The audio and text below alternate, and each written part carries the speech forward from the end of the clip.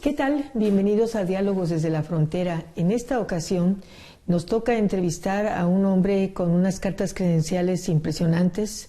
Él es el investigador Alfonso Andrés Cortés Lara y el área de investigación es el agua y todo lo que eso implica. El doctor Cortés Lara ha recibido varios premios, entre ellos el premio Ernest Feder y otros reconocimientos importantes por su labor y su trabajo. Es un conocedor del tema y nos da muchísimo gusto que haya aceptado tener esta conversación con nosotros. Doctor, bienvenido. Muchas gracias, Rocío, por la invitación. Aquí estamos a tus órdenes. Y bueno, pues ahora sí que arrancando con este tema, vivimos un año 2022 con muchas advertencias, con situaciones específicas. Vivimos muy cerca de California y ya vemos que allá hasta los hombres y mujeres más ricos ya les leyeron la cartilla y les dijeron que el agua se está acabando. Quizás no vemos lo mismo de este lado, pero usted nos puede precisar más sobre este tema. Sí, bueno, pues como bien dices, la lectura de la cartilla, nosotros la vemos de rebote, a veces nada más, pero sí estamos al pendiente los que estamos trabajando los temas y sobre todo porque dependemos de las mismas fuentes de agua, ¿no? La cuenca hidrológica del río Colorado es nuestra principal fuente de vida, nuestra principal fuente para soportar la actividad económica fronteriza de Baja California y pues está sufriendo de estrés hídrico desde hace ya más de 2 décadas, ¿no? Desde diciembre del 99 se registró la primera caída de la curva de la oferta de agua porque están cambiando las condiciones climáticas. Eso tiene mucho que ver con la escasez, con la falta de disponibilidad de agua en la región, a pesar de que está a más de 2.300 kilómetros de distancia. Allá nacen nuestras primeras gotas de agua que abastecen nuestros hogares o nuestras parcelas en Baja California. Y si allá hay una problemática de aumentos de temperatura, de disminución de la capa de nieve, de falta de escurrimientos y por lo tanto de almacenamientos en las presas, pues muy pronto se va a ver el problema porque de ahí dependemos nosotros, ¿no? Entonces esto lo venimos viendo ya desde hace varios años. En California, como bien dices, hay estrategias muy marcadas, muy fuertes, ¿no? de hacer recortes y ajustes, cosa que pues acá todavía no los hemos implementado, ¿no? A pesar de que ya se han hecho 2 reducciones de las entregas de agua a México históricas, jamás nos habían hecho una reducción tan drástica. Y en el 2021 ya se nos hizo una reducción de cerca de 50 millones de metros cúbicos. ¿A cuánto equivale esto? Pues a la mitad de lo que consume todo el municipio de Mexicali en un año, ¿no?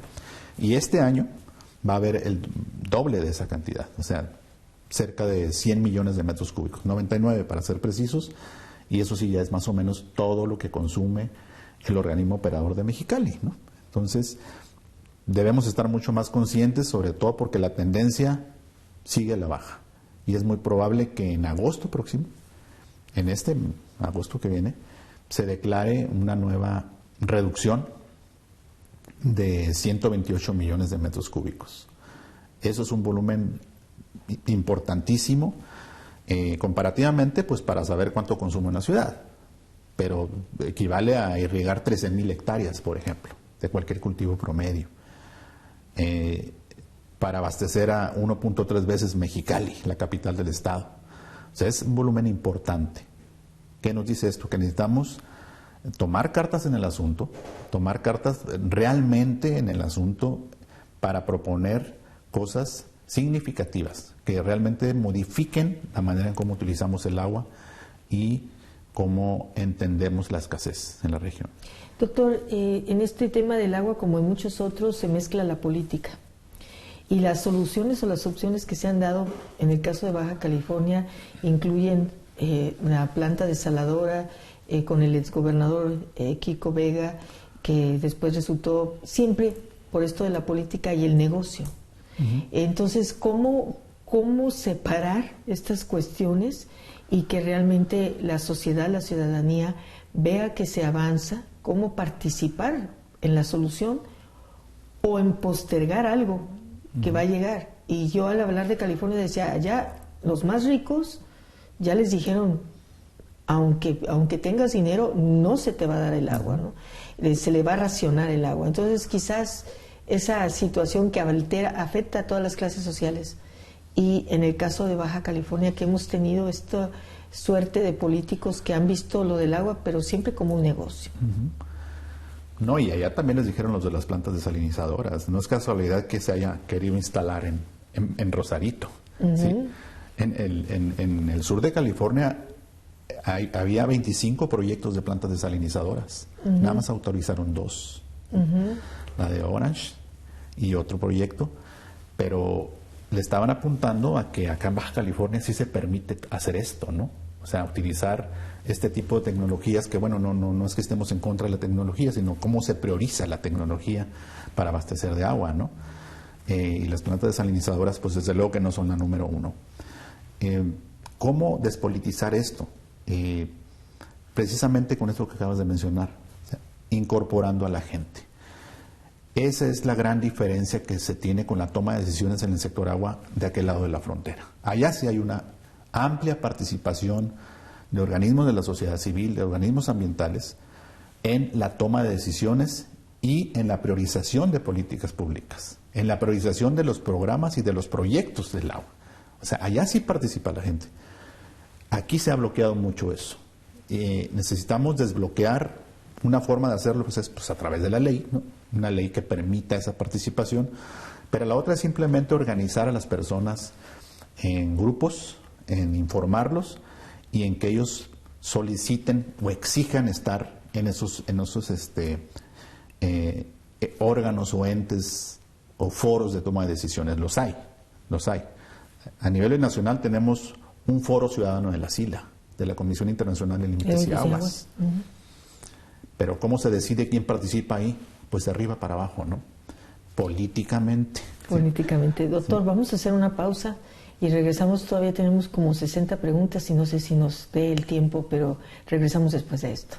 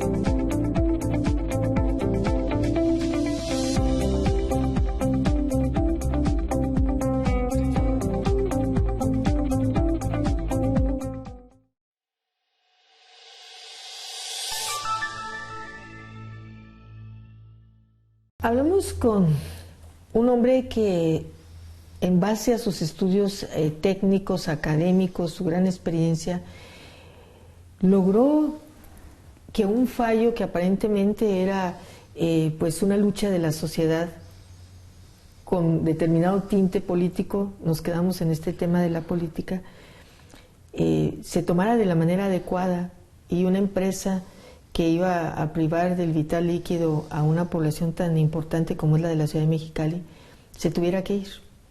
Sin embargo, doctor Cortés, se ha instalado esta empresa en otra población que tampoco tiene agua, ¿verdad? Haciendo este recorrido de afectación de intereses de la sociedad. Lo digo por la anterior pregunta en donde usted contestaba que era la sociedad la que debía de impulsar esta despolitización del tema del agua. Claro, es que si tú ciudadanizas algo, entonces priorizas mejor. En el tema del agua eso es casi como una regla, ¿no? Cuando tú sacas a los beneficiarios finales o afectados finales de la toma de decisiones, seguramente estás tomando una decisión errónea. Y eso ocurrió acá en Mexicali con el proyecto Constellation Brands, y eso se revirtió gracias justamente a esa participación. Mexicali tiene esa historia de defensa del agua y del territorio, la problemática del asalto a las tierras, de la problemática de la salinización en los 60s, y ahora con esto de la ley privatizadora en el 16. Las tarifas eléctricas. Las tarifas eléctricas, el gasolinazo, o sea, pero todo eso se juntó con la propuesta de la Constellation Brands. Creo que cayó en muy mal momento su proposición de instalarse en Mexicali, cuando estábamos hablando que había una escasez estricta de agua, en acuíferos sobreexplotados, en déficit, con amenazas de reducciones que ya se están cumpliendo, ¿sí? Y aún así, pues pretendían, tanto los promotores del proyecto en México como ellos mismos, instalarse aquí por cuestiones lógicas, ¿no? De bajos costos de producción y cercanía con la frontera y a su mercado. Sin embargo, pues las personas pues no lo permitieron. Yo tuve la oportunidad de participar con estudios que me solicitó el gobierno federal, el Consejo Nacional de Ciencia y Tecnología, y creo que ese fue un documento importantísimo para ellos y para mí también, porque a partir de ahí ellos tuvieron elementos, y ellos me refiero a la sociedad en su conjunto, para contrarrestar las opiniones que decían sí a la cervecera, ¿no? Por parte de los promotores empresariales, ¿no? Ahora está ocurriendo lo mismo en Veracruz, ¿eh? O sea, desde que se anunció y se cancela el proyecto en Mexicali el 20 y 21 de marzo del 2020, inmediatamente se dijo, no en Mexicali, pero sí en Veracruz. Y podría tener una respuesta lógica, Veracruz porque sí hay agua, ¿no? Pero pues depende, ¿no? Veracruz tiene otros problemas, y el agua en el país y en Veracruz, donde hay una abundancia mayor natural, ¿sí? También está totalmente asignada. También toda el agua tiene un usuario asignado, en la ciudad, en el campo, en el medio ambiente. Pero aparte, parece ser que están yéndose a una zona donde particularmente el agua subterránea está en déficit también. Esos dos acuíferos donde están proponiendo instalarse, están al sur de la ciudad de Mexicali, de Veracruz, están en números rojos. Y eso es algo que pues prende otra vez los focos, ¿no? Este tipo de empresas, en donde quiera que van, son como una minera, ¿no? O sea, van, extraen el recurso, suelo, agua, mano de obra, y se retiran, ¿no? Ese es el modus operandi. Entonces tienen que estar muy atentos los coterráneos, los ciudadanos de Veracruz, en revisar todos estos asuntos ahora que ellos están, digamos, recibiendo el proyecto, ¿sí?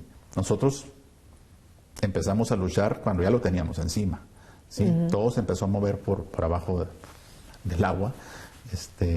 Qué raro. Qué raro, ¿verdad? Por abajo del agua, abajo de la mesa, haciendo contratos confidenciales con el organismo operador, el gobierno del estado prácticamente regalando terrenos para la empresa a precios irrisorios de 11 pesos el metro cuadrado, y dando ese tipo de garantías, ¿no? Bueno, pues allá tienen la oportunidad en Veracruz de revisar esos asuntos con mucho detenimiento y decirles, a ver, cuidado con esto, ¿no? Porque tampoco es cierto que es un generador de empleos magnífico la empresa, ¿no? No es así, ¿no? Aquí decía que iba a generar 1,000 empleos directos, bueno, según el dato que leas, ¿no? 1,500, 600, pero la verdad es que es una empresa totalmente robotizada.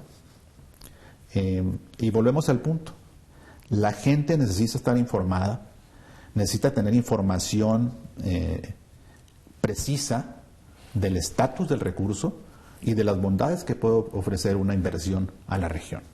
Y lo entendió muy pronto y desde luego lo tomó como un documento fundamental, ese que hicimos nosotros, desde la opinión técnica, para contrarrestar esa propuesta de Constellation Brands en Mexicali. Esperemos que pudieran hacer lo mismo en Veracruz, si es posible. Ojalá que como usted dice, allí todavía no llegan, pueden defender. Con más tiempo. ¿El agua de quién es? En ese rigor académico que lo caracteriza, ¿quién es el dueño o quiénes son los dueños del agua? Okay. La Ley de Aguas Nacionales de 1992 está facultada para, establece que se ofrecen concesiones a usuarios.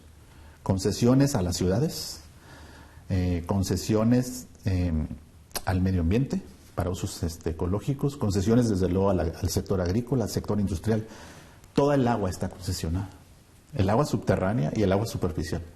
O sea, no tenemos excedentes, pues. Le voy a pedir que hagamos una pausa en este tema tan importante, pero tenemos que ir a este espacio y regresamos con más de esta conversación con un hombre que de verdad sabe todo sobre esto que tiene que ver con todos nosotros y es el agua.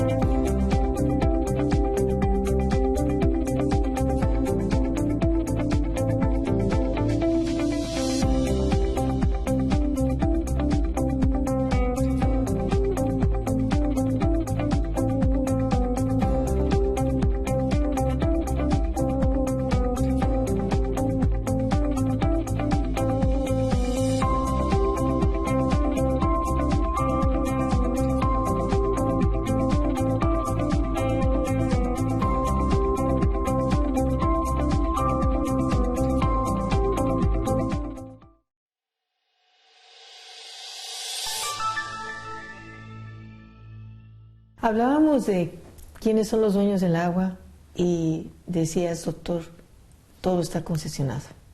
Así es. Y unos tienen mucha más agua que otros, eso hay que saberlo también, ¿no? Y creo que esta administración federal está haciendo un esfuerzo importantísimo en tratar de equilibrar eso, porque desde luego que hay concentradores de grandes volúmenes, se le llaman en esta nueva era los millonarios del agua en México, ¿sí? Tenemos muchos casos en el norte de México, en los estados de Nuevo León, en Chihuahua, desde luego en Baja California. Esos usuarios que lograron concesiones, pero que se aprovecharon, ¿no?, de la cuestión política, por ejemplo, para tener una concesión, 2 concesiones, 3, 10, 100 concesiones y concentrar grandes volúmenes de agua. Eso tampoco está bien, ¿no? Pero esa es materia de revisión también, de ordenar el uso de agua. Pero para el asunto de cuando estamos en escasez, pues lo que hay que saber claramente y tener muy en mente es que todas las gotitas de agua que caen en el país van a un usuario asignado. ¿Eso qué quiere decir? Que una inversión que venga, como este caso de las cerveceras transnacionales, pues necesariamente va a desplazarlo al que ya la tenía. Es un uso altamente competido, ¿sí? Hay incompatibilidad en el uso. O sea, si tú se la das a la cervecera, necesariamente se la tienes que quitar a algún usuario, ¿sí? No es que tengamos un excedente guardado por ahí para cuando venga alguien, eso no es cierto, ¿sí? Y el ejemplo es muy clarito. Aquí en Mexicali, ellos decían, no, nosotros no vamos a perforar más pozos de agua, por ejemplo. Nosotros vamos a aprovechar las concesiones que ya están. Ah, ok, eso quiere decir que se las vas a quitar a alguien, ¿sí? Alguien se va a salir de su actividad productiva para dártela a ti, ¿no? Bueno, pero también tenemos otras fuentes, decían. Tenemos la ciudad nos va a abastecer. Sí, la ciudad tiene un volumen que utiliza y una reserva para la ciudad, una reserva que sí es necesaria en la ciudad, ¿no? ¿Por qué? Porque el crecimiento de los fraccionamientos necesitan de agua inmediatamente. Bueno, pues de esa reserva iban a tomar agua, ¿sí? Y un porcentaje elevadísimo, 44%. Entonces, cuidado, ¿no? O sea, ¿cómo dicen ellos que van a obtener agua en donde no hay, ¿no? Eso era algo hasta de sentido común para las personas, ¿no? Yo se lo platicaba esto a colegas míos de Colorado, en donde se produce cerveza, en Wisconsin también, y me decían, Alfonso, ¿es cierto que se va a instalar una cervecera? Que se va a instalar Constellation Brands, porque la conocen muy bien, en Mexicali. Pues sí. ¿Y de dónde les van a dar agua, no? O sea, era una pregunta así. Lo primero era eso, ¿de dónde van a sacar el agua? Entonces, cuidado con las decisiones, y ahí es donde entra el factor social. No estamos priorizando bien la política, no estamos priorizando bien los proyectos, no priorizamos bien lo de la desalinizadora. Mira, tengo un ejemplo muy, muy ilustrativo. Al mismo tiempo que se estaba promoviendo la instalación de la desalinizadora, se estaba promoviendo la instalación de la cervecera. El argumento técnico para decir que se ocupaba la desalinizadora era que no había agua en Baja California. Y estaban trayendo una inversión que necesitaba... Y el argumento técnico para decir que la cervecera se debía instalar era que teníamos mucha agua. Los mismos días, ¿eh? Entonces la gente, por favor, o sea, ofendían la inteligencia de la población regional, ¿no? O sea, ¿qué les pasa a los tomadores de decisiones? Contradicciones de ese tipo. A ese nivel se llega con tal de políticamente aprobar y apoyar a algún grupo o a otro, ¿no? Y eso se tiene que eliminar con la gente. Como científico y académico, ¿cómo siente de que haya incidido un punto de vista totalmente técnico en esta toma de decisiones? Y en ese sentido, ¿cómo ve este panorama y qué puede hacer Alfonso Cortés o todas las personas que están en estos momentos con esa información tan valiosa? Digo, hago 2 referencias fílmicas para que cuando el destino nos alcance, o más, ¿no? O sea, esta lucha por el agua, esta cuestión que nos parece que pudiera inverosímil o descabellada, pero está aquí. No, aquí en el desierto eso no es nada descabellado. Primero que nada, yo siento mucha satisfacción porque el trabajo que hacemos en el COLEF, el que hago yo particularmente, siempre tiene una dosis muy importante de pensar en la sociedad, porque estoy estudiando un recurso base del desarrollo regional. No podría pensarlo de otra manera. Además tengo hijos y nietos aquí. O sea, es una cuestión de principios, ¿no? y de ética profesional, de poner a disposición de la sociedad una información importantísima, no nada más para la gente, para el desarrollo regional, inclusive para que los políticos corrijan sus decisiones. Sí. Entonces, creo que muchas satisfacciones, y no es únicamente académico. ¿Y qué más se puede hacer? Muchísimo. Este es un tema que da para estarlo trabajando todos los días y pensando en él todos los días. A partir de este trabajo de la cervecera, muchos grupos sociales se acercan conmigo. Hay, a partir de esa experiencia, la conformación de una Contraloría Ciudadana del Agua en Baja California, en donde dijeron, ok, Constellation Brands fue el detonador, pero tenemos muchos problemas que resolver, de aguas transfronterizas, de aguas en la ciudad, de agua para el medio ambiente, de concesiones concentradas, de baja eficiencia. Entonces, la ciudadanía dijo, necesitamos unirnos, ¿sí? Ya dejar de ser como tal colectivos sociales que están reclamando un derecho y trabajar en un ente de otro tipo, como una Contraloría Ciudadana del Agua, para llevar a cabo acciones de vigilancia social y de propuesta ciudadana en la política pública, para incidir de una manera más directa. Y en ese sentido yo también me siento muy satisfecho de poder seguir trabajando en este tipo de esfuerzos. Pues ojalá este modelo de Contraloría Ciudadana del Agua se exporte a todos los municipios, porque la problemática es muy delicada en todos. Ensenada tiene un problema gravísimo de agua, Tijuana, en fin, sería muy importante que se conformara. Pues lo bueno es que tenemos una incorporación de personas, mujeres y hombres de Ensenada, de Tecate, de Tijuana y de Mexicali. No es de Mexicali únicamente la Contraloría, es de nivel estatal, y por lo tanto buscamos incidir en todas las diferentes áreas de gestión del agua, desde la binacional transfronteriza hasta la local o comunitaria. Hicieron algo en California que me pareció muy interesante, no sé qué opine, doctor, de poner la cantidad de agua que se gastaba en un baño, o sea, si te dabas un baño, si te lavabas los trastos, o sea, entonces, al poner, claro, ellos la ponen en galones, porque pero al ponerlo, uno se impresiona de la cantidad de agua como una forma en esa parte, porque falta todo lo demás, el uso industrial, el uso, de tomar esa conciencia. Esa es una manera importante, muy buena de concientizar, ¿sí? Necesitamos tener información a la vista, no de vez en cuando, no cada día mundial del año. Necesitamos tener un día mundial del año todos los días del año, ¿sí? Todos los días necesitamos agua, todos los días necesitamos concientizarnos de que estamos en una zona semiárida y con muchísimo estrés hídrico. Y una forma de concientizar es informando de esa forma. Doctor, se me fue como agua esta conversación. Sí, hablando del agua, se me fue como agua. Suele suceder. La verdad es que nos gustaría mucho que tuviéramos una segunda y una tercera parte. Yo creo que este tema se tiene que retomar en forma constante. Le agradecemos mucho su tiempo, el estar con nosotros aquí en Diálogos desde la Frontera, y pues sentirse muy orgullosos de su trayectoria y su trabajo y su vinculación en sus estudios con la sociedad. Gracias, doctor. Gracias a ti, Rocío, por la invitación. Y gracias a usted que nos sigue, lo invitamos a que esté pendiente de Diálogos desde la Frontera.